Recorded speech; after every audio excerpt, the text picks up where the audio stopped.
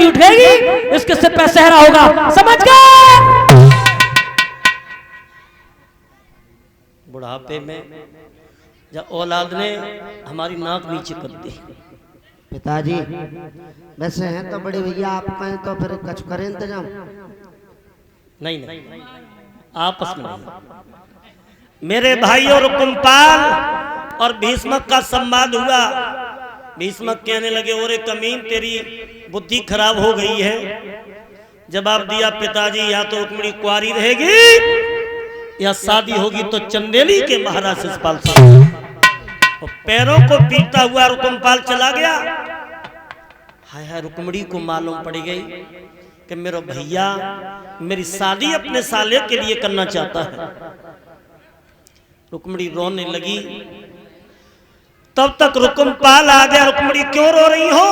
जवाब दो भैया, मैंने ये सुना है कि तू मेरी शादी अपने साले के लिए करना चाहता है। कोई बड़ी बात? कहाँ लगी बड़ी बात तो है, साले की दुल्हनिया बनूंगी तो जीवन भर तेरी नाक कटेगी। जवाब दिया है रुक्मिणी,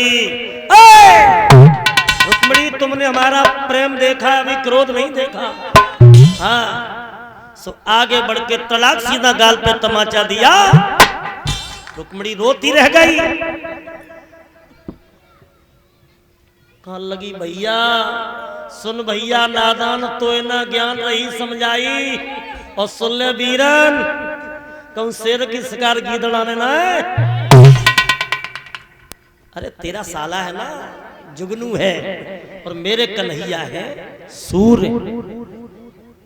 तो रुक्मिणी रोए के बोली, प्रभु मेरा तुम्हारा प्यार कैसा दुनिया वाले क्या जाने। और बोली है रुक्मिणी तालियां बजाते हुए, हमारी माता बहन सभी बोलेंगी,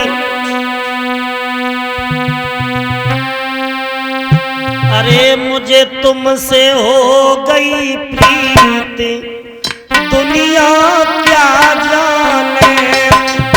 तुमसे हो गई दुनिया क्या जाने। मुझे तुमसे हो गई प्रीत दुनिया क्या जाने।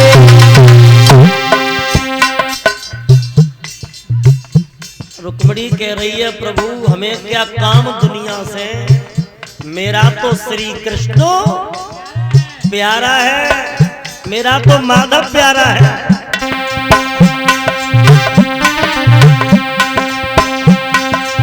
अरे मुझे तुमसे हो गई दुनिया क्या जाने। मुझे तुमसे हो गई दुनिया क्या जाने। मुझे तुमसे हो गई दुनिया क्या जाने। अरे क्या जाने, क्या जाने, हाय हाय क्या जाने, अरे क्या जाने। मुझे तुमसे हो गई प्रीत दुनिया क्या जाने। तुमसे हो गई दुनिया क्या जाने। तुमसे हो गई प्रीत दुनिया क्या जाने। अरे तेरे प्रेम में हुई गई दीवान। अरे तेरे प्रेम में हुई गई दीवान। अरे प्रेम आज गाय रही खुशी के दुनिया क्या जाने। खुशी के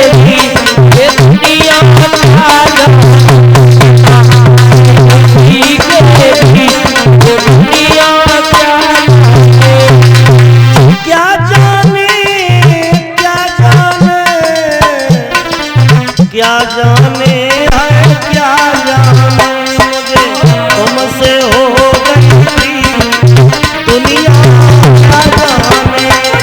तुमसे हो गई दुनिया क्या जाने। मुझे तुमसे हो गई दुनिया क्या जाने। ये दुनिया वाले प्रभु क्या जाने हमारा तुम्हारा प्रेम कैसा है। और साथ ही साथ जयवीर मामा जी के नाती हैं हर्ष और आदित्य, दोनों बच्चे 1 से 1 रुपए से हमारा सम्मान किया है। राम लक्ष्मण जैसी जोड़ी दोनों बच्चों की हमेशा ये खुश रहें, प्रसन्न रहें, अपने बाबा का नाम, पिता का नाम रोशन करें। बातें नहीं है बहनों, ए बच्चे आगे जो बैठे बात नहीं करें, शांत। माताओं, बहनों, भाइयों, आज रुक्मिणी रोती रह गई।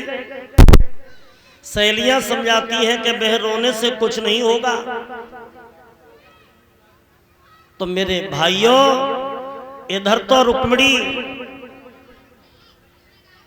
रोती रह गई, इधर भीष्मक के जो बड़े पुत्र थे रुकुमपाल, उन्होंने पंडित नाई को बुलवा लिया। कहा कि देख ली पंडित जी, ऐसा लगता है कि बुढ़ापे में बुद्धि सटी आई गई बाप की।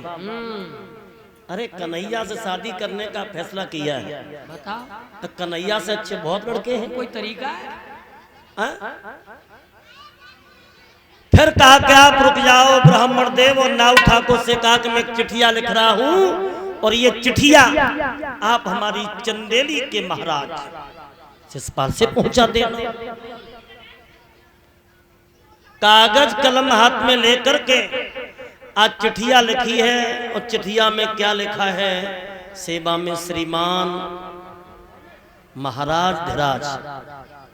ये माता बहने ज्यादा आगे नहीं बैठे, पीछे बहुत जगह पड़ी है, तुम तो आगे बिल्कुल चपट के आ रही हो। क्या बात है, बहुत फैसला से बैठो। भाइयों, कागज कलम हाथ में लेकर के लिखा है, सेवा में श्रीमान महाराज धराज चंदेली के महाराज शिषपाल। आगे समाचार ये है कि अबे तक तो हम तुम्हारे बहनों ही रहे, अब हम तुम दोनों एक से होने के लिए जा रहे हैं। और चिट्ठिया में आगे और भी कुछ लिखा था। क्या? अरे सीधी श्री सबलाई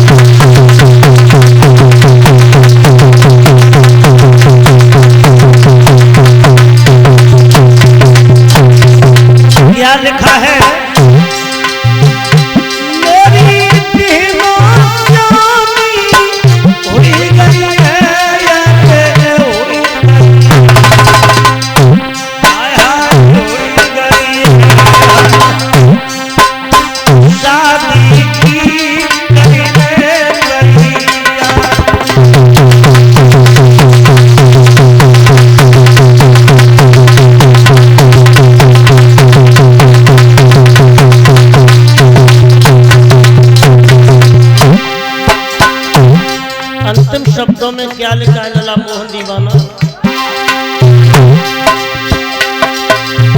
और नहीं कछो देवे तू जीजा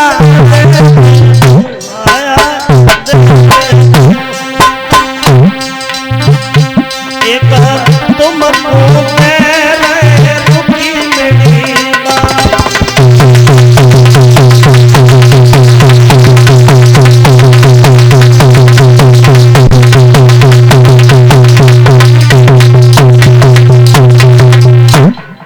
मेरी बहन शादी के योग्य हो चुकी है। आप बारात लेके आओ, अकेले मत आना, फौज लेके आना, क्योंकि द्वारकाधीश कृष्ण भी आएगा। जैसे चिट्ठिया गई नाई को, सोई नाई को एकदम छीक हो गई, छीक असगुन हुए। अब नाई पंडित जी से बोलो, पंडित जी हमें ऐसा लगता है कि असगुन हो रहे हैं, असगुन। तो अगर हम तुम चिट्ठिया ना ले जा तो जी रुकुमपाल जिंदा ना छोड़ेगो, तासो चलो ऐसी जगह जाके मरेंगे सो मैं तुम्हें रुपये पैदा न हो।